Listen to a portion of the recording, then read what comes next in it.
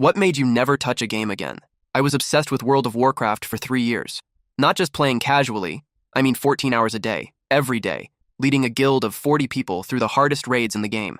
I'd wake up at noon, grab some cereal, and sit at my computer until 4 a.m. I was known on our server as one of the best tank players, and people would message me constantly asking for help with dungeons. My girlfriend Ashley had been complaining about my gaming habit for months. "You care more about your online friends than me," she'd say while I was focused on my screen. "When's the last time we went on a real date?" I'd always brush it off, telling her she was being dramatic. It was just a hobby, right? But Ashley was right. I'd stopped going to family dinners because they interfered with raid nights. I'd missed her birthday party because my guild was attempting a difficult achievement. I'd called in sick to work multiple times just to play during special events. My entire life revolved around this virtual world. The breaking point came on a Tuesday night in November. We were attempting a world-first boss kill that my guild had been preparing for weeks. This was massive. If we succeeded, we'd be the first team globally to defeat this new raid boss. Gaming websites would write articles about us. My guild members had taken vacation days for this moment. We'd been practicing for 2 months. Everyone had spent hundreds on gear. As the main tank, I was responsible for keeping everyone alive during the fight. At 9 p.m., right as we were starting our final attempt, Ashley came into my room crying harder than I'd ever seen. She'd gotten a call from the hospital. Her dad had been in a serious car accident and was in emergency surgery.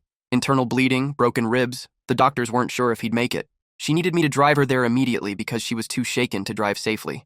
I looked at my computer screen. 39 other people were counting on me. We'd been planning this for months. If I left now, weeks of preparation would be wasted. "Can you call an Uber?" I asked, not taking my eyes off the screen. "We're literally about to make gaming history here. Give me 2 hours and I'll meet you at the hospital." Ashley stared at me in complete disbelief. "My dad might be dying and you're worried about a video game?" "It's not just a game," I snapped. "These people are depending on me. Your dad is probably fine. Car accidents always sound worse than they are when hospitals call." She stood there for another few seconds, looking at me like I was a stranger. Then she left without another word, slamming the door behind her.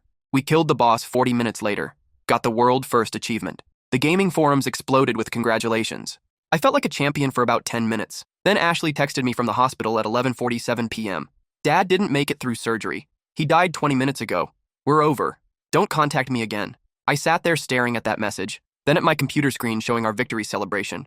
40 strangers were cheering in voice chat about pixels on a screen, while the girl I loved was mourning her father alone in a hospital room. I realized I'd chosen a video game over being there for the most important person in my life during the worst moment of hers. While she was holding her dad's hand as he died, I was celebrating fake achievements with people whose real names I didn't even know. I uninstalled World of Warcraft that night and never logged back in.